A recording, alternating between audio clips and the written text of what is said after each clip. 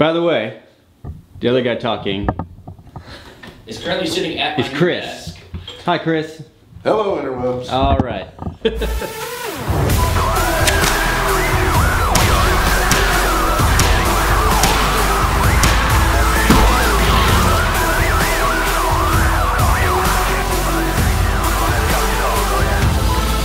Hey everybody, Patrick here with Rap4. You're watching the Combat Sports Programming Network. And behind the camera is my mortal enemy, Jason Fertig, and we're going to banter back and forth as we go over combat sports news worldwide.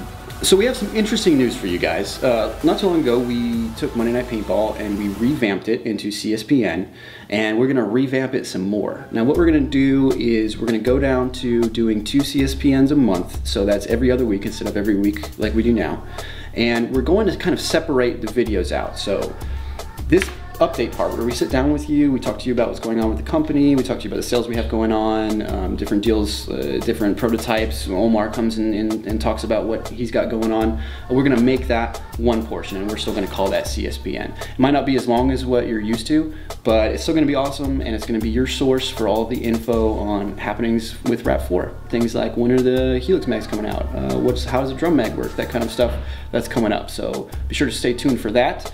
So CSPN will still be hitting you just every other week. And besides that, we're gonna start doing videos that are topic based, such as airsoft versus paintball, or why does law enforcement use paintball to train, or things like that. So we're open for ideas, so feel free. If you guys have any videos you think that would get a ton of views and would answer some questions and would be super interesting, email them to cspn@moderncombatsports.com. I'll get them, we'll pick out the really good ones, and we'll go ahead and knock those out. We're also going to be doing a lot more tech videos, so explaining how we got new products that are coming out, and we want to sit down and explain to you guys how those work, as far as how to install them to your 468 and stuff like that. So you can expect more tech videos too. So basically, we're gonna dial down on CSPN a little bit, and we're gonna crank up, the other videos that we put out. So don't worry about it; you will be plenty entertained. Hey guys, it's s.w.a.t here, bringing you CSPN's Tactical Tip of the Week. So, I have a Condor plate carrier vest, and I was out at the hardware store and happened to stumble upon some freezer packs, ice packs, whatever you'd like to call them.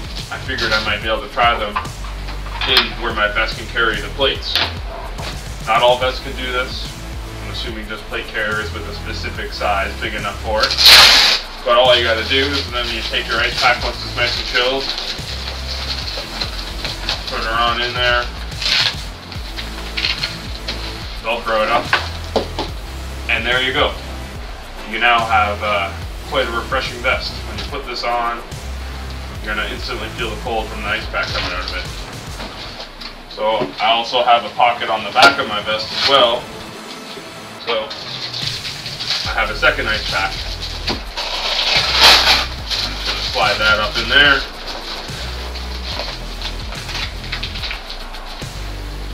And there you go. So I was using them on the weekend, and I found that it was lasting maybe an hour and a half, 2 hours. You can always buy some spare ones, different types, and keep those in a freezer bag or something, and then when these ones get warm, you can just switch them on out. Thanks for watching. s.w.a.t. out. So we haven't had a studio CSPN for the last couple episodes. We've been out at Urban Shield 2014. For those of you who aren't familiar, Urban Shield is a multinational SWAT competition. Our station was in Oakland. There are different training lanes and all over the Bay. One of them was even Candlestick Park this year. Now, SWAT teams come from all around the world to compete every year at Urban Shield. This year, our lane was in the Amtrak station, and they were using 468s with Helix mags. Now, they chose rubber rounds because they didn't want to get the train covered in paint on the inside. Amtrak California did not want to deal with that cleanup. So we were using rubber rounds out there, worked really well. The mission was a VIP extraction. So the OPFOR in this scenario, the assassin was armed with a RAP 226, and the final ambush was perpetrated by, what was that, Fertig? It was using an MKV actually. MKV, and it was decked out like an AK, right? We had some decked out like an AK, some were decked out as an M4. It just depended on what they grabbed and they heading out in the lane. Sweet. Well, if you guys haven't yet, you should go check out the video. I'll put a link in the description. It was an awesome, awesome experience. It was 48 hours long. We met a bunch of cool people. It was awesome seeing the Helix Mags perform. We've had prototypes here that we've tested and that have been working for us, but we've never had that many go out to get tested. So it was really cool to see 35 different SWAT teams use the equipment, and they loved it. Up next, we have loadout of the week. This one's gonna go to Ken Broken. Did we already do this guy? Did we? Did we do, I know that name, Ken Broken. Have we talked about him before? I don't know. I can't remember if we did Ken Broken as loadout of the week. Whatever, it's awesome, we're doing it again. This is his loadout. This is one shot of it, which doesn't really do it justice. Here we go. Look at these goggles, guys. Check that out. Are you seeing this gas mask, like, setup here? Yeah, he's got a really interesting setup. The gas mask on the mask is really cool looking. Looks like he has, can't tell if they're I4s or E-vents or E-flexes. Kind of all have the same look from the lens from that angle. But I really like what he did with the shemagh. It actually looks like he has a cutout in the shemagh, so his camera will be on the outside of his shemagh. Just a really kind of cool concept, you know, give you the full head coverage, like you've seen me wearing my sundanas and stuff like that to keep the sun off my neck. Same kind of thing he's doing right there, except he's got a much different style than most people I've ever seen wear a shemagh. These goggles, Ken, what's going on with these goggles? How did you do it? Is that for sale? Did you buy that somewhere? I've never seen that before. Let us know. Marker of the week. Mike Agra posted this photo to MagFed Gallery. Mike Agra is the guy behind Stormworks. He makes those custom Magpul 13 CI stocks. So he takes a Magpul stock, takes a 13 CI stock or whatever, combines the two, and they're awesome. They're really popular. We see them on tons of markers that get posted to our wall. And this one is legit. He's got the Stormworks logo on the sides. Looks like he's rocking, what are those? Are those Rhino sights? Those might be. Got a bunch of Magpul stuff on here, and he's doing the Elkin. Yep. The Elkin 1 to 4 power. Oh, he's got Scarab mags that he painted with Magpuls on. All right, guys, so I'm gonna start out by talking about the last event I was actually at before Urban Shield. Now, with us being out of the office past few weeks, we haven't had a chance to talk about it. So I was at Lunatic's Welcome to the Asylum event. Actually on screen right now is a photo of me at the event. I shot the DMR all weekend. Had some ridiculous shots. One of my teammates was running it as well. It's always fun when you're up front with a gun that nobody expects, and then they have to use different players to get you out of the field, including invincible players that can't be eliminated by, you know, standard paint or first strikes. Invincible! So it was a lot of fun. The DMR was out there, was shooting great. A lot of kills, a lot of good times. All right, the next event I'm gonna talk about is actually one that was just brought up to me recently. It is 0 Hour Aftermath. It's going on April 11th and 12th. This is a MagFed Uprising game. It's going on at Capital Combat Zone in Brunswick, New Jersey, and it's a 2-day event. Definitely be sure to check it out. These guys have been running these events for a little while now. They put on some amazing ones in the past, and it'll definitely be worth getting out to in the future. Now, as you guys know, we met a lot of MagFed players out in Texas when George and I made the trip out there. Now, those guys in Texas have done a couple cool things. One of them is they've gotten now a giant banner of their patch, which is just kind of cool that it's starting to pop up at different fields. But they're also doing a great job promoting MagFed play, modern combat sports, and the RAP4 brand. This is actually one of our banners posted over the pro shop / rental area of one of the fields that they participate in for their events. So we're definitely getting out there. The word's growing. You know, MagFed and modern combat sports are getting out there. All right, so next event then coming up is actually one of the Texas MagFed games. It is their Operation Neptune event. It is coming up on October 11th. Now this is going down at Texas Paintball in Jonestown, Texas. So definitely get up on the website, check it out. A lot of cool things coming up, and hopefully you guys will get out there and get some shooting in. So next event is actually coming up this weekend. Now Patrick is posting the video on Friday. I will actually be on the road by that point, heading to Decay of Nations. Now I'm heading down there with a small contingent of my team. It's gonna be a lot of fun. We're really looking forward to it. We'll be out there shooting with the ODSC guys, some of the SAS guys. A lot of the guys that you've seen out at the MFOG games down in SoCal are gonna be out there. So if you're down in SoCal, wanna get some MagFed action in, go ahead and check it out. We'll have a booth down there. However, it's just a display booth. I'm not really bringing any products down to sell, so I'll be stopping by the booth for when I'm not on the field shooting at you. And if you need some tech help or you need, you know, any questions answered, I'll be more than happy to do it. But I'll be down there, and it should be a lot of fun. And another thing to bring up is actually there's going to be a couple of commanders out there that you guys might recognize. One of them is ODSC's Lobo.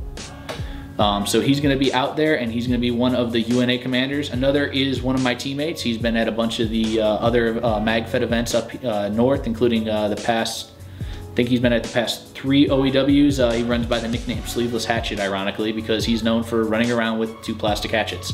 Don't ask questions, it just happens. Sleeveless? Sleeveless hatches. The next one I'm going to bring up is the Lockdown Scenarios Call of Cthulhu. This event's not for a little while. It's actually on November 8th. It's going to be at Shooters All Season Paintball. Now, this is the 4th event that Lockdown has held, and this one's got a little bit of a new twist. I'm actually going to be one of the generals at the event. So it should be a really fun event. I'm actually really looking forward to it. I will be commanding the good side, and I'm actually going to be going up against one of my teammates and one of the past OEW commanders, Mark Gonzalez. Last but not least is Operation End War. Now, everybody knows that this is coming up, I hope, at this point. If you guys have been watching CSPN and Monday Night Paintball, you've heard us talk about it endlessly. We have like 700 registrations so far, right? We have seen our registrations jump with everything that's going on, and we're very happy to see that. Now, one of the things that we've talked about in the past is our patches and, you know, what we're going to be doing for the event. So we actually got in the 2 samples of the team patches. So this is the blue team. That's Hercules riding Pegasus. I got that image from a statue outside of a British Special Forces building. And it says BLU for Battlefield Logistics United. That's the name of the team. If you guys read the scenario write-up, it's a very integral part of it. Blue team is going to be split into 2 units. Hercules and Pegasus will be your call signs. Now, the second patch is the red team patch. Red. Red stands for Reactionary Executive Defense. And on that one, we have, it's basically, that's the Greek symbol for Nemesis. That is going to be your call sign. Nemesis is the goddess of revenge and justice. So she's got some scales and a snake on it. So that's also going to be part of the scenario as well. And we went with, if you notice, it's mostly tan. It has some red, and then the blue patch was mostly tan and it had some blue. The reason for this is that we had some long discussions with Bobby from Magnet Scenarios, and we wanted to change up the team colors to like green versus yellow or something, because we're really sick of the color of your team giving you away and defeating any kind of camouflage that you have on you.